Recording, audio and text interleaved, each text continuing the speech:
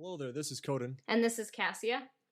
and welcome to the Ebon Hawk, a podcast where we discuss Star Wars, Knights of the Old Republic, and all things Star Wars. Today, we'll be telling you all about Cassia's trip to Star Wars Galaxy's Edge earlier this year, and answer a viewer question about Star Wars, the Old Republic. This is episode 16, and this is where A New Hope begins.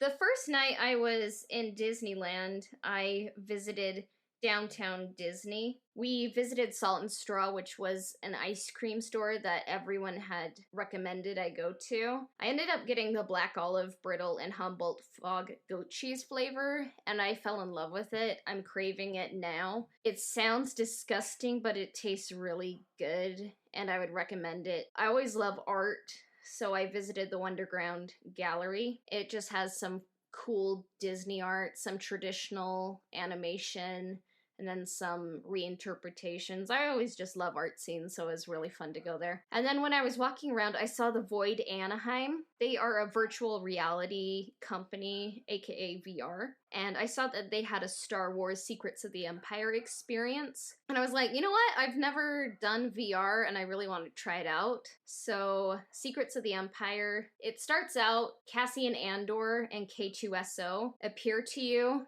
in a video, and they explain the mission to you.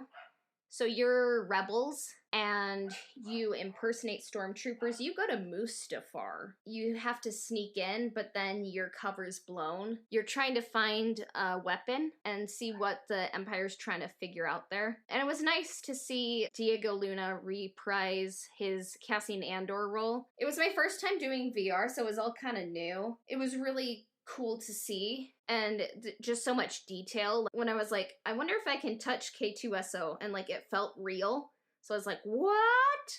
And when you're kind of around Mustafar by lava, you can smell, it smells like you're by a barbecue.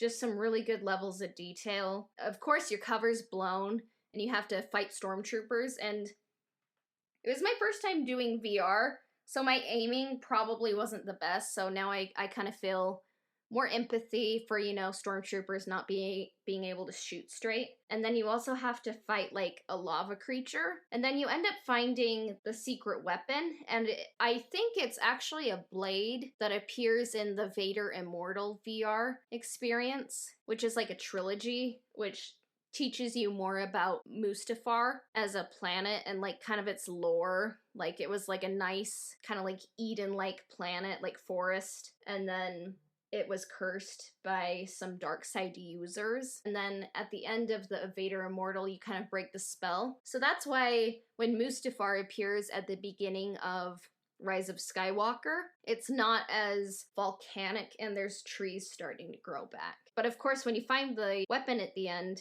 Darth Vader appears. Of course, I tried shooting at him and he just deflects everything. And I'm like, oh no, am I gonna be killed? Like, I'm scared. Like, I know it's VR, but like, it's Darth Vader. But if you just kind of shoot the stormtroopers, your vehicle comes and kind of blows Darth Vader out of the way, and then you're safe and you figured out the secrets of the Empire. It was a pretty fun experience. Well, anyway, I played VR for like No Man's Sky, and for other kind of like sit-down space comms. Do have Vader Immortal, and I'll probably be playing it pretty soon. My question with this one in Anaheim, is it one of those like VR experiences where you're kind of standing in place and they kind of like move the environment to you, or is it one of those where you go to like a warehouse and they hook you up with the VR gear and then you're kind of free to explore, but in the VR world you're exploring, like they have a fantasy setting, so you're exploring like a Skyrim temple? Is it more of that or more of like a stand in place type VR? I think what it is, I had on my set, and I think we kind of walked like a little bit room to room. Like it was kind of a compact set, but that's what it felt like. It was kind of like a little bit of a maze. You were kind of free to move.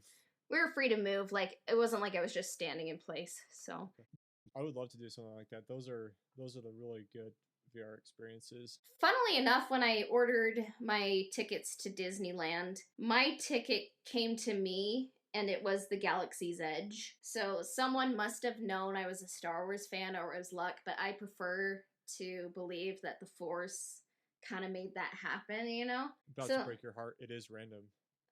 No, it was the Force, so there's no random, like, it was the Force.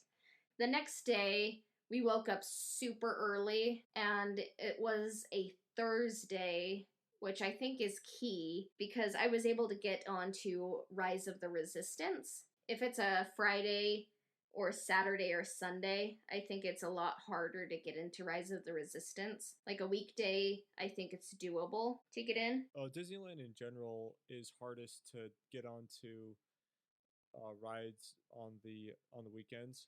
Yeah. Weekdays are typically clear unless it's like a holiday weekend or like a holiday week. I was there a holiday weekend, but Thursday it was a lot easier to get around. So the key to Galaxy's Edge, if you want to ride Rise of the Resistance, and of course you do, is you get there early before it opens. Like you want to be through the line and in the park before 8, and you need to have the Disneyland app downloaded. And Fulcrum Intelligence, in analyzing Star Wars and officially Star Wars, they gave me some great advice on Galaxy's Edge and Rise of the Resistance, so I just wanted to give them a shout out here. So what you do when you get into the park is you make sure you're within Disneyland Park before 8.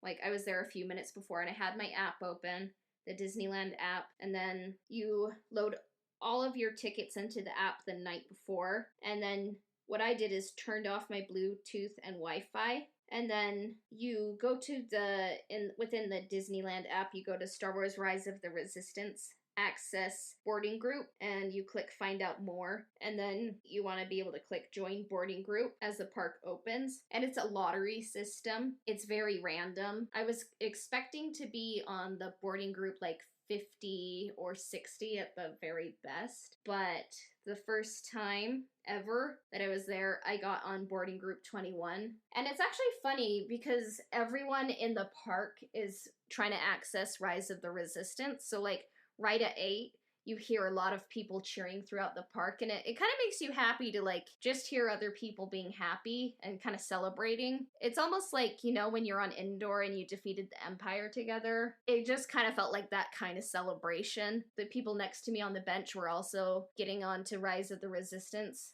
and they got on boarding group 13, and I was like, cool, I got on 21. It was like a fun bonding experience. I just felt lucky to be able to go on, and it's kind of like an immersive experience. It's not quite a ride. It's like you start out on Batuu. They have a pretty fun line too. It's like you see all these like rebel or resistance, because they're totally different from the rebels, you know. And you see like BB-8 and a hologram of Rey, which is a pretty good effect. And you see like Poe and Finn as well, and they're telling you the Empire's found us on Batuu at the Black Spire outpost, we need to leave. So then you get into the ship, and Poe is leading you out, but then there's a battle and you're taken over, so you're on their ship. But the cool thing is, like, when you're in line, you're walking outside onto the ship, and when you get off the ship, you're like in an Imperial or First Order, I forget, because, you know, they're so different. So you're on, like, a First Order ship. I'm sure you've seen that, like, line of stormtroopers. There's, like, that star field behind it. It's like, what? Then you go in line, and, like, the people who are, like, portray the First Order people, they must have a lot of fun. They get to kind of be mean. You are put into a cell, and then you see, like, Kylo Ren and Hux, and they're kind of like, you need to tell us your secrets. Like, of course, it's projection. They're not actually there. It looks like Kylo Ren has his helmet from 7. That's the costume he's wearing. Even though it's like between episodes 8 and 9. I just think they don't have the rights to Adam Driver's face and voice. So that's why it's kind kind of a different voice that sounds like Adam Driver, but is not Adam Driver, and his face is covered. Then Kylo Ren gets called to another part of the ship, and then Hux leaves. Then it's like, here is the Rebel extraction team. We're here to rescue you. And then you load into this prison shuttle, I guess, and it has like a droid kind of leading it. Get in, and like you have a seatbelt and stuff. But what's interesting about this ride is it doesn't have tracks. All of the like little shuttles are led by radio, and as you go through the ship, you see a big battle going on, and it's kind of like Revenge of the Sith when you kind of see the Battle of Coruscant. You're kind of by the cannons as they're being fired. You kind of see all of that happening, and it was pretty cool to see all the ships going at it. Then you see an AT-AT walker, and it's like, wait, are those the prisoners that are escaping and they're about to shoot at you? But you just get away. It's like, I was like, oh crap, we're gonna die. But then we don't. And then you kind of see Finn. Then Kylo Ren is like, whoa, you're not leaving. And then like you see like a lightsaber like kind of coming like through the walls. He actually kind of holds you with the Force 2 shuttles at a time, and he's like, you're gonna tell me where the resistance is. Then there's an explosion nearby, and he gets hit, and then you're able to leave. And then you're rescued by an escape pod, and then you crash land back onto Batu. It was pretty fun. But then because I think about stories, I'm like, well, actually, if we crash land where we're escaping from, that was pretty pointless, wasn't it? But I'm like, okay, it was a fun ride. Just be cool with it, you know? It was immersive. It was kind of an experience. But I kind of hope in the future that they make it easier for people to get on, like have fast passes or standby line, not just a lottery system. Yeah, that is a weird system to get people on. Galaxy's Edge, it felt crowded when I was there, which I guess means like things have turned around a bit. It's a bit more popular, and Rise of the Resistance is probably the hot ticket of all hot tickets in theme parks right now. Yeah, so Rise of the Resistance, it came out after Galaxy's Edge, right? So it wasn't quite finished when they opened up the park, but it is kind of the new thing currently. Yeah, I think they wanted to launch it alongside Rise of Skywalker. I guess you could say it's like a little prequel to it. So one characteristic that Disney has for their parks is that the newest ride is always a nightmare to get on. So this Rise of the Resistance ride will probably be overcrowded until they add a new attraction. The only complaint I really have about the lottery system is if a mom comes with her kids to Disneyland and they need to sleep in, so they get to the park, you know, at 9:30. They can't go on that, even if the kids are big Star Wars fan, because it's a lottery system that happens just at 8, you know, or whenever the park is open. Sometimes hours fluctuate. So that's kind of my main beef with it. But I hope as time goes on, they kind of assess like how to properly do it so as many people can get on as possible. But I felt lucky that I was able to be part of boarding group 21. It was a really cool experience, and I'm glad I got to go. Then I went on to Smuggler's Run. Hondo from the Clone Wars and Rebels. He's actually an animatronic in that. And it's a pretty good animatronic. He's like walking all along the stage and it looks pretty lifelike. The story of that one is you are going to pilot the Millennium Falcon and get some coaxium off of Corellia. There are different jobs on the Millennium Falcon. I was a pilot. When you're in the line, you get to pose with the Star Wars chess table. And when you go on the ride, it definitely looks like the Millennium Falcon. And I was really happy I got to be a pilot. There's 2 for every job. So one pilot goes up and down and one goes right to left. The person who was with me, no offense intended, weren't that much of a help when I was flying around. We were able to get 1 of the coaxiums, not 2. So we're able to make some profit, you know. Hondo made a lot of money. We got a little bit. It's a fun experience, but it kind of reminds me of the Journey to Mars one a bit, but I mean, it was a good experience. I would say Rise of the Resistance is the better ride. I would like to see more rides in the future at Galaxy's Edge, but sometimes Disney is like, they want to launch something as soon as possible. They know people will come, even if like not all of the attractions are there. I was about to say that the ride reminds me a lot of Mission to Mars. I was a pilot for that ride when I went to Disney World. and so I was the pilot, and I got sick on that ride because they try and simulate zero G, and that's how I got sick. Yeah. They don't do that with this other ride, right? It's because technically the Millennium Falcon has gravity. Do they do kind of a motion cockpit or kind of like Star Tours, or is it stationary? So it's a motion one because it definitely goes up and down, left to right, and all that. So I'm imagining it's kind of propelled like the Star Tours one, and then like there's also on the screen kind of like some projection. So it's like it looks like you are on Corellia. Technologically, it's a feat. It just kind of reminds me of some other rides they've been on. So is that one also lottery? Because I don't. Oh, it's not. I don't think there's a fast pass for it yet. There is a standby and a single rider line. The person I was with didn't want to be separated, so I would have just gone in the single rider line because usually that's a whole lot faster. Yeah. Because that's how I do Disney is I'm not like a person who likes taking pictures of everything and seeing the parades and doing all that. Like I'm like, let's go on all the rides and like maximizes fast passes and like single rider lines. I'm able to get what I get to do, everything I want to do a few times, leave early in the evening and just chill at downtown Disney because that's how I do Disney. I would say like the average waiting when I was there was 45 minutes to an hour. Not horrible, but like kind of average for like a new attraction. Anyways, moving on to talking about Savi's workshop. This was probably the experience I was most excited for because I honestly didn't think I was going to be able to get on either ride, but luckily I did. So I went to Savi's workshop. I decided to do protection and defense because I just really love gilded, decorative, older looking lightsaber hilts that kind of evoke the old Republic rather than like, you know, the original trilogy prequel lightsabers. So I chose that. I was kind of surprised. There was a bit of a wait to get in, but when you get into the experience, the whole thing ended up like, I was like, were we in there like even like 15 minutes? I felt like it was a really good experience. It was just, they know how to get people in as fast as possible. But when you get in, you're given your scrap parts.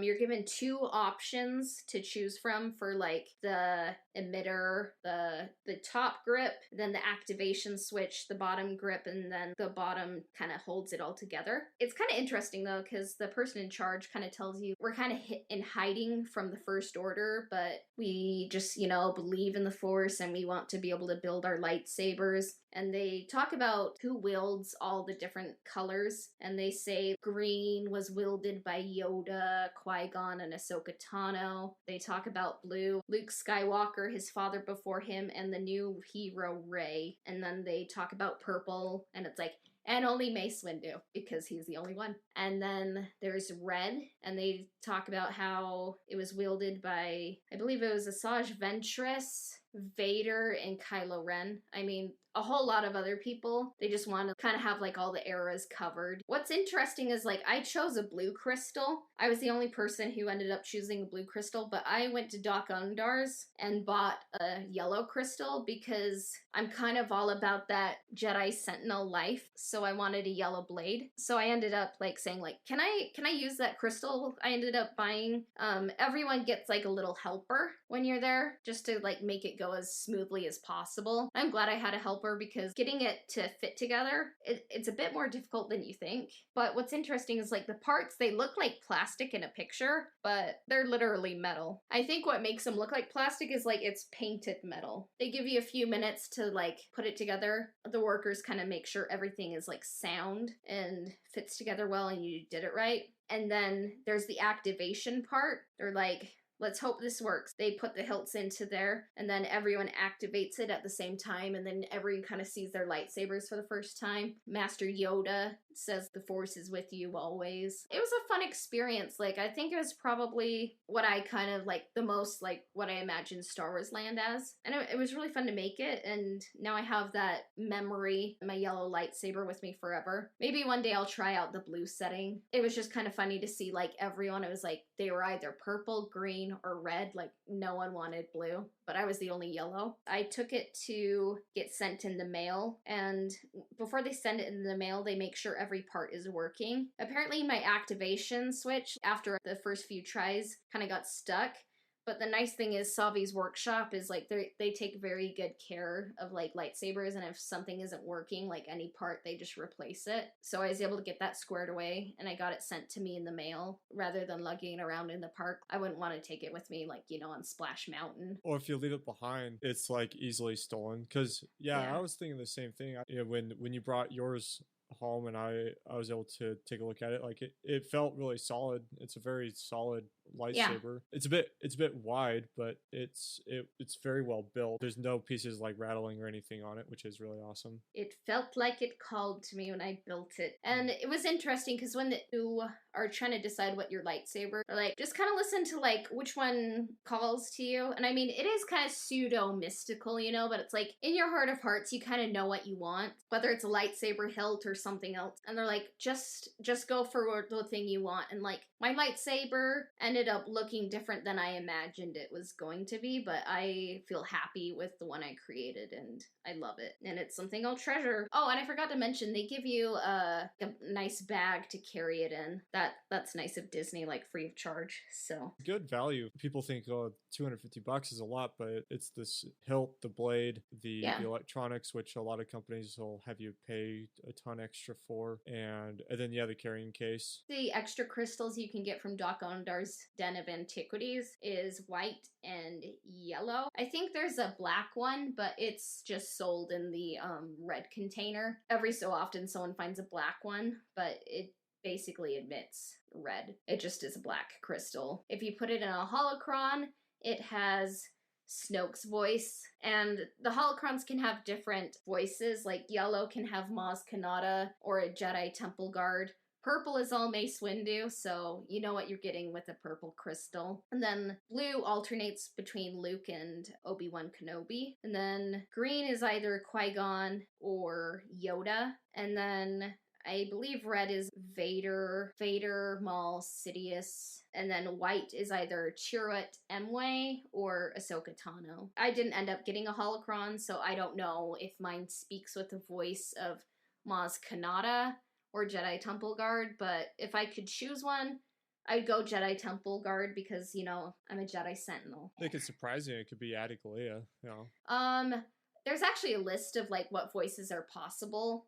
So maybe they could end up adding more voices as time goes on. It's just kind of interesting. So I would definitely recommend when you're in Galaxy's Edge, just kind of just walk around, just kind of take it in. There's like different shops, different places to get food in. It's just kind of fun to see all the details, like, hey, there's like a little sarlacc growing in the Den of Antiquities. You have to try blue milk or green milk. I personally like green milk better. It kind of tastes more citrusy, kind of grassy. And then I always hear like blue milk, it's like, oh, it's sweet, kind of like cotton candy. I'm like, cool, I'm never trying that because I hate cotton candy. Try milk when you're there, and maybe like a hot chocolate at Docking Bay 7. I think when they first ended up getting the hot chocolate at Galaxy's Edge, it was a bit more kind of spicy, like kind of more like Mexican hot chocolate, and it kind of had a wavy cup sleeve. But now it's kind of just like lined, not wavy, and like kind of just like,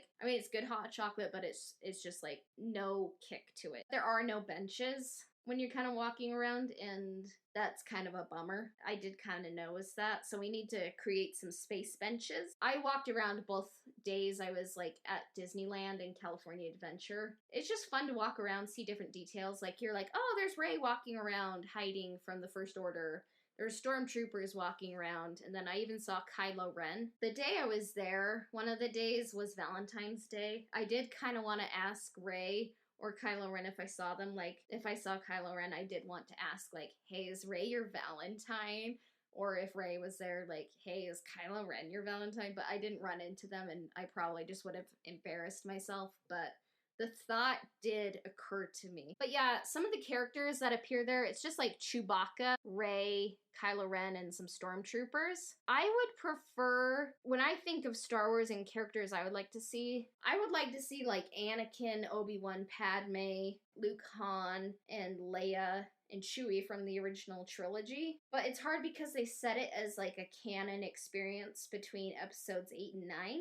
And I think that kind of limits it because you can't even have Baby Yoda there. you know, or The Mandalorian. I think what they should do is like maybe not make it a canon experience, or maybe like have an area where it's like they call it like visions from like elsewhere. Maybe they could call it World Between Worlds and like have shadows or Force ghosts, you know, of like Jedi, Sith, of past and present, you know? Because when I think of Star Wars Land, I would want to see all my favorite characters, you know? One thing I think would be a great addition too is through the rest of Disneyland Park, there's various types of transportation, and it would be really cool to have a vehicle that Yeah. would just kind of go around the perimeter of Galaxy's Edge, just to get people off of their feet and get people places maybe just a little bit quicker, and it would kind of add to the experience, because that's what you're used to seeing in a Star Wars setting, is these kind of people carrying speeders kind of moving point to point, taking people places. You do see like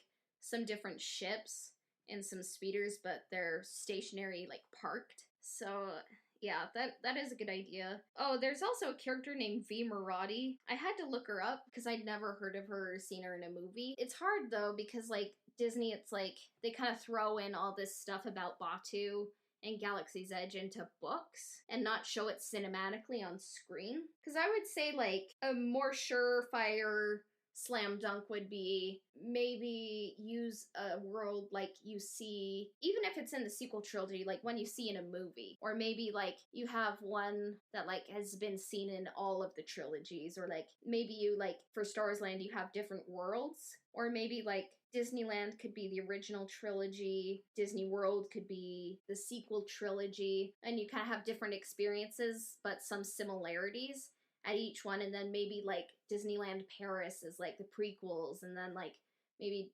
Disneyland Tokyo is like they do a whole different thing there, you know? It's kind of just like, from what I hear, like a little bit of a carbon copy at both parks. So the overall feel of like walking around, it definitely feels like they're channeling the original trilogy kind of in the design. When I was in one of the bathrooms, I was kind of like, is something wrong with that ceiling, or is that like a stylistic choice? Because it looked like something was kind of rotting on the ceiling, and then it took me a while to be like, oh, those are brush strokes, thank goodness, because I was like, is that gonna fall? But they're trying to make it look like a lived-in, run-down universe. But I'm like, wow, like Disney, it's kind of like with the Haunted Mansion. They don't dust chandeliers in the Haunted Mansion, because then it makes it, you know, more spooky, and it's like kind of like free spooky factor. So it's like, I kind of wonder if that's gonna happen. They don't have to make it look as nice, you know, and it kind of helps them save money. So it's kind of interesting. And like the Indiana Jones ride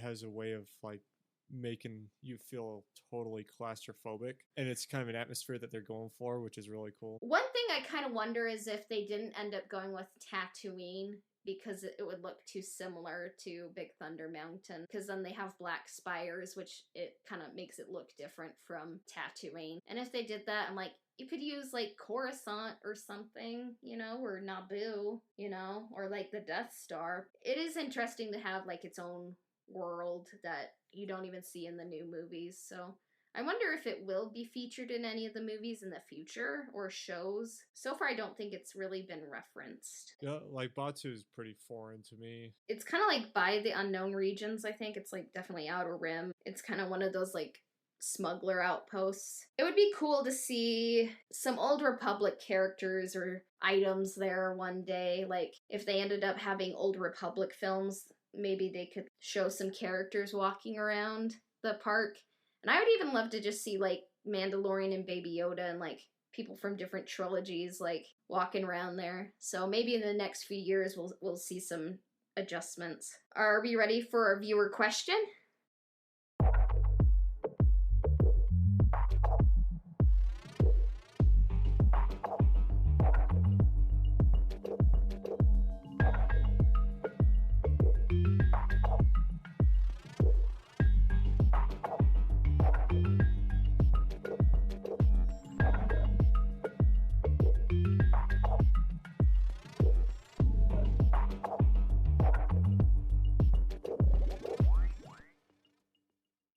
So our viewer question comes from Gray_Jedi_101 from Instagram.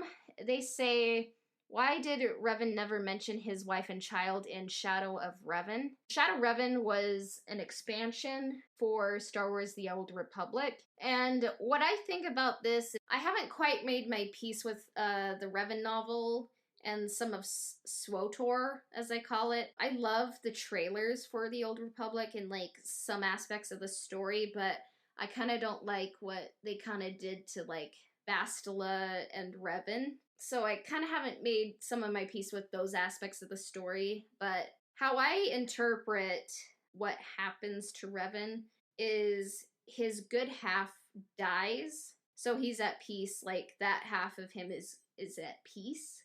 And then like kind of the dark side half of him kind of lives on, and he's kind of more focused on bringing peace to the galaxy at no matter the cost, and kind of like taking care of stuff that way. I think that's kind of like why Revan doesn't mention his wife and child in Shadows. And also sometimes when writers like are handling like a character people like they're a bad A character, they're like, oh, if we have them like mentioning their wife or child, it makes them seem weak, you know?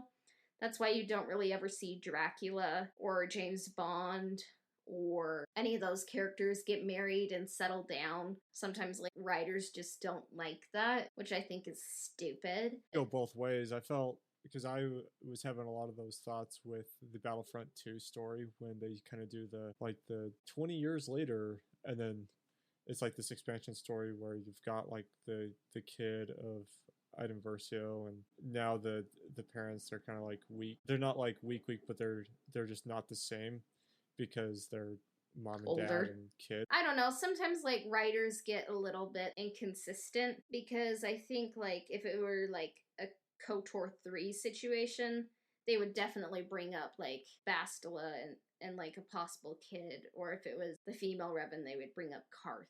Basically, the way I see it is like it's kind of like the dark side half of Revan still remains, and then if not that, inconsistent writing, and that's how I see it. Did you have any more thoughts? Not really. I mean, we don't really like the Revan novel that much, so. Yeah, one day I'll kind of do a deep dive into it and get some annotations, and like we'll just maybe do a review, but that's kind of in the future. This has been Coden. And this has been Cassia. You can find us at twitch.tv/ConanBon. Follow my stream there. I typically tweet out when I go live, but we are working on a more stable schedule. You can also email us your comments and questions at ebonhawkpodcast@gmail.com. And then our Instagram is ebonhawkpodcast.